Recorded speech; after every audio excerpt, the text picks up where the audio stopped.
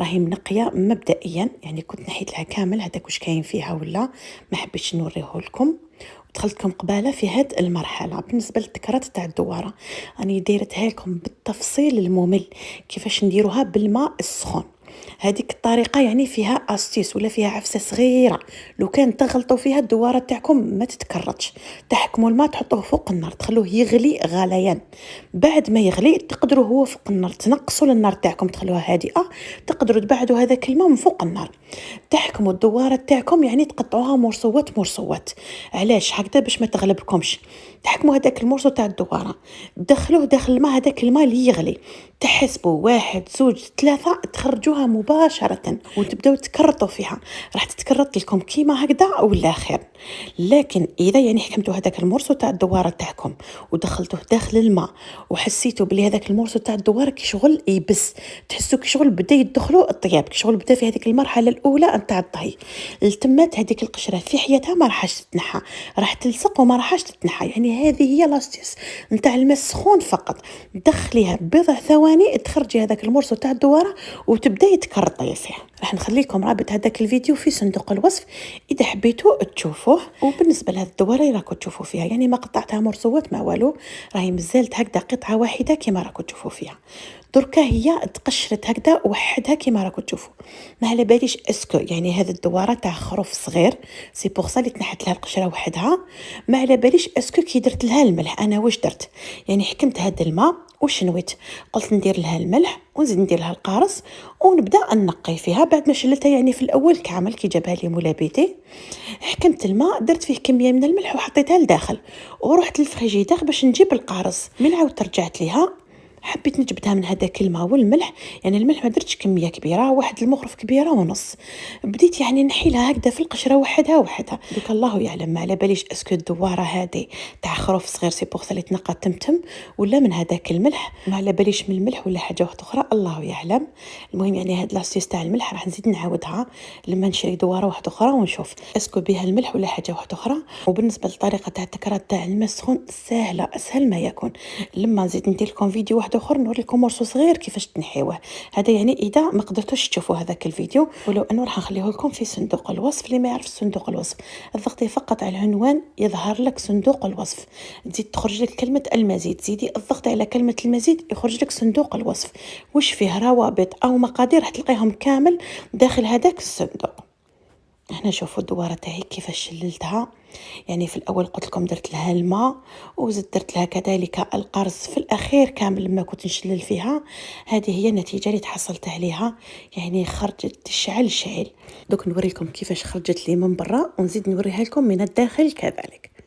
هاي ليك شوفوا كيفاش خرجت. يعني هاد البلاصه شويه واعر باش تنحلوا هذيك الماده الكحله، لكن تنحالي وبكل سهوله. نزيدو نروحوا لهذاك المكان. هذه ما على باليش واش يعيطوا لها، مي تشبك شغل الكتاب يجوا فيها ورقات ورقات. هذه هي اللي تلق نسا كما يقولوا ناس الزمان. شوفوا كيفاش نقيتها، يعني ما خليت فيها حتى مكان، نقيتها بالطبع. حتى هذيك الماده السوداء اللي ما تتنحاش منها بصعوبه نحيناها كامل. هذا الجزء من الدواره هذاك اللي يجي فيه هذيك الماده اللزجه بزاف، انا ما على باليش اسمه ما راكو عرفتوه. كذلك كررته كامل ورجعته بيض. وهذا هو المنظر تاع الدواره من الداخل. هاي لك شوفوا يعني ما فيها حتى حاجه. وكذلك يعني الماء يلعب دوره لما تكون كاينه العين تفحفحي الحاجه بالشان والطبع. هاي لك شوفوا يعني نقيتها من برا ومن الداخل هكذا باش ما يكون عندكم حتى شك. وهذوك اللي عندهم التعليقات السلبيه لما ديري دواره بدون تكرات يقولوا لك حاشاكم وحاشا قدركم درتيها بالزبل تاعها وما الى ذلك من التعاليق السلبيه التي لا تسمن ولا تغني من جوع. حتى التعليقات يعني ماشي في اليوتيوب فقط، في الانستغرام كذلك. يعني كاين واحد نساء واش نقول لكم حاطين البورطابل قدامهم وتجيهم سهله الكتيبه، يجيهم سهل النقد، وهما تلقايهم بالك في دارهم الماعن ما يغسلوهمش. اللي راهم يسمعوا فيا سمحوا لي مانيش عارفه نهبط نيفو لهاد الحد، لكن الله غالب كاين واحد الناس لازم تحطيهم عند حدهم. بالنسبه للدواره كاين اللي يغليوها هي والريه كيما ندير انا كذلك في العيد الكبير، ومن بعد يقطعوها مرصوات صغار. اذا كنتوا وحدكم كيما انايا حتقطعوها فقط بالمقص اللي وريته لكم قبيل. اذا كاينه المعونه يعني واحد يقابلكم نتوما تقطعوها فقط بالموس. بالنسبه لهذه الكميه تاع الشحم اللي راكم تشوفوا فيها، يعني دواره بدون شحم، انا نقول لكم ما نهضروش على البنه ولا الدواره طيبيها بشحمها تجي فيها البنه. الدواره اللي طيب بكميه من الشحم طيب بالخف، طيب تمتم، ما طولكمش بزاف في الطياب. اضافه الى البنه انا واش ندير، نحكم هذيك الكميه تاع الشحم ما نقطعهاش مرصوات صغار، نخلي هذاك الشحم مرصو واحد نرميه مع الدواره يطيب تقريبا نص المده تاع الطهي، نحيه نستغنى عليه ونكمل طياب تاع الدواره تاعي لما ندير لها الخضار. وفي الاخير كامل اذا ما تحبوش هذوك الشحوم احكموا غرف ونحيو كامل هذاك الشحم اللي من الفوق. وريت لكم الخضار، عندنا البصل والطوماطيش، عندي كميه من الثوم، عندي المعدنوس الكورجات، وعندي الحار اختياري، عندي مغرفه صغيره فقط تاع معجون الطماطم لاننا راح نديرو كميه مليحه تاع طوماطيش تاع الحب. بالنسبه للتوابل عندي توابل تاع الدواره يعني واجدين يمدوا لها واحد البنه روعه روعه. عندي الفلفل الكحل، عندي راس الحانوت خدمته في الدار ومازال لحد الان لانه خدمت كميه مليحه، عندي الكزبر، عندي الهريسه الناشفه كذلك شاركتها معكم، هذه راح نخليكم رابط تاع الفيديو تاعها هي وراس الحانوت، يعني تحققهم بزاف في العيد الكبير خصوصا الهريسه الناشفه مع الثوم تاع العوله راه كاين تقدروا تخدموا منها كميه مليحه، وعندي الفلفل العكري وعندي الملح. هنا تقريبا لي زيبيس اللي راكم تشوفوا فيهم كامل فيهم الكزبر، اضافه الى الكزبر الاخضر لانه الدواره انا نحب ندير فيها كميه كبيره تاع الكزبر تجي بزاف بنينه. هنا شوفوا واش درت، حكمت لاكوكوط تاعي درت فيها هذيك الكميه تاع الدواره ودرت فيها هذيك الكميه تاع الشحم بدون تقطع كما فهمتكم من قبل. بالنسبه للكميه تاع البصل قلت لكم هذه الوصفه بالبصل والطوماطيش، حكمت حبيبه تاع بصل فقط قطعتها مكعبات يعني هكذا متوسطين كما راكم تشوفوا. كذلك درست في المهرس واحد 4 فصوص تاع ثوم ولا 5 اللي تحب، يعني الدواره تاعها تجي حاره تقدري تحكمي فلفل دريس مع هذاك الثوم تدرسيهم مليح مليح بالمهرس وتزيدي لهم التوابل وخلطيهم كامل بشويه ما في هذاك المهرس وفرغيهم فوق الدواره ديالك. درت كذلك نص الكميه تاع الكزبر والنص راح نخلوه للتزيين في النهايه. انا حطيت الغطاء دبلت لي شويه هذيك البصل عاودت نحيته يعني واحد 2 دقائق ولا، درت هذيك المغرفه صغيره تاع لا طوماط كونسونطري ودرت كذلك الكميه تاع الحميصه ومرقت بكاس تاع الماء كما راكم تشوفوا. اذا كانت الدواره تاعكم قاسيه ولا بقري ولا ديروا واحد 2 كيسان تاع الماء فقط، نغلقوا على لاكوكوط تاعنا طيب لنا مليح مليح ولا 3 4 طاي بعدها نفتحوا. وهنا ما تهمكمش الكميه تاع المرقه لانه في المرحله الثانيه لما نطيبوا هذه البكبوكه راح نزيدوا نديروا لها البصل والطوماطيش وراح يطلقوا كميه مليحه نتاع الماء. هنا فتحت على لاكوكوط ديالي، شوفوا انا تقريبا الكميه تاع الماء ولا الكميه تاع المرقه ما كانش بزاف، ودوك تشوفوا لما نديروا البصل والطوماطيش من بعد قد ما تولي لنا المرقه.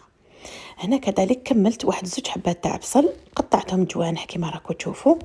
هنا الطوماطيش تاع الحب ديروا واحد 2 حبات كبار ولا، ودرت قرن تاع فلفل. راح نخلط كامل هاد المكونات مع بعض. هنا اذا حبيتوا المرقه شويه زياده تقدروا تزيدوا واحد نص كاس ولا كاس، انا بالنسبه ليا اعتمد على السوائل اللي راح تطلقهم لي البصله والطوماطيش.